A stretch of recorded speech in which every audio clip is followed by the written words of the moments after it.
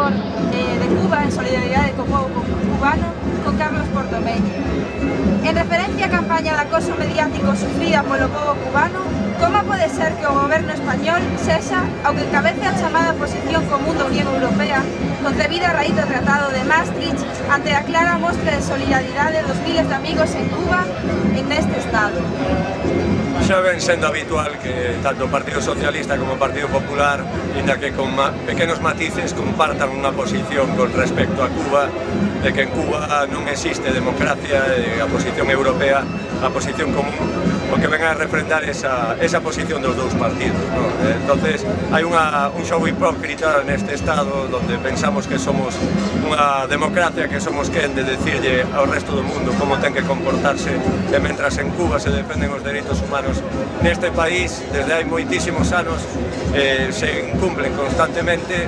Aí temos o trato á inmigración, os centros de reclutamento, aí temos a represión nas manifestacións, como outro día no Cabañal en Valencia, e non somos quen de poder facer de baluartes da democracia en ningún lado. Precisamente é un seguidismo que é habitual neste país, tanto por parte do PP como do PSOE, da política de Estados Unidos con respecto a Cuba. E coincidindo coa presidencia da Unión Europea, pois isto aínda se reforza moito máis. Posiblemente a partir do 21 de xuño a campaña mediática contra Cuba sufra un baixón cando España deixe de ter a presidencia da Unión Europea.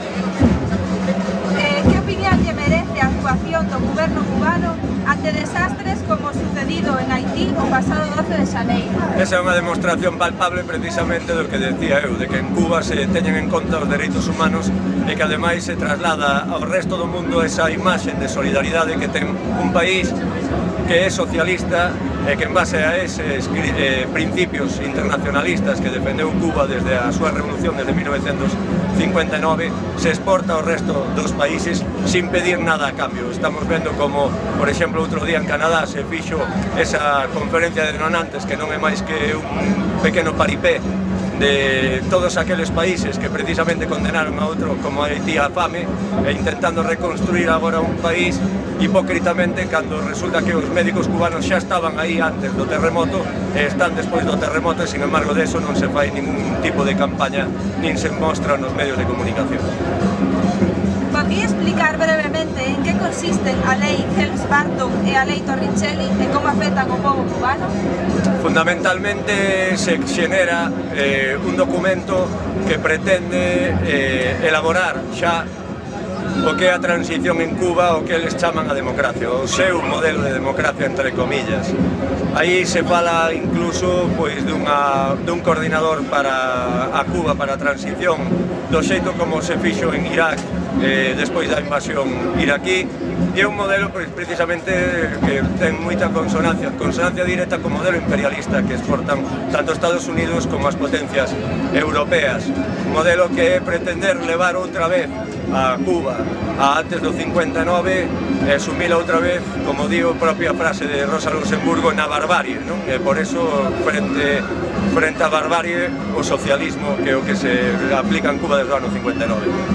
E para rematar, unhas palabras sobre as diferentes mostras de solidaridade dos grupos políticos e asociacións presentes nesta manifestación.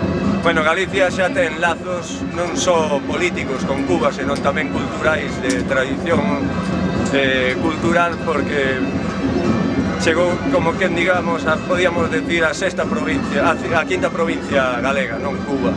Foi o centro de migración dos galegos e non só tamén fora da política.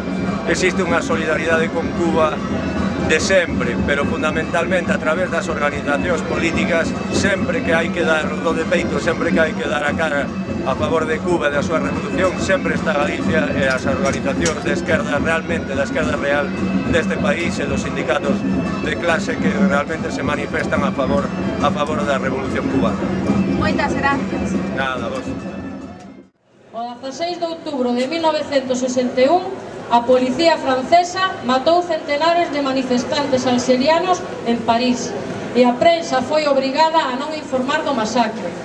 En 1981, 10 presos irlandeses morreron en folga de fame en prisións británicas, baixo o goberno de Margaret Thatcher.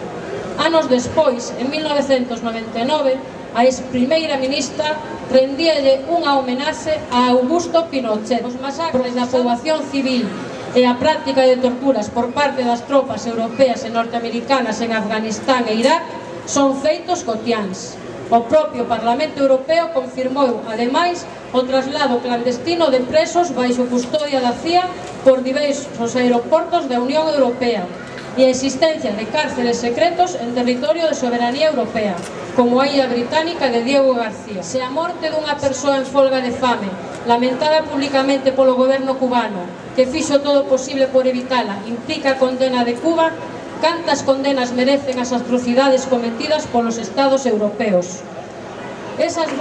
Ningún informe de Amnistía Internacional lle atribúe a Cuba casos de tortura física, de asasinatos por razóns políticas ou de existencia de desaparecidos, feitos tan comuns en moito territorio latinoamericano declarado libre de analfabetismo e conta cuns indicadores educativos comparables a un país desenvolto.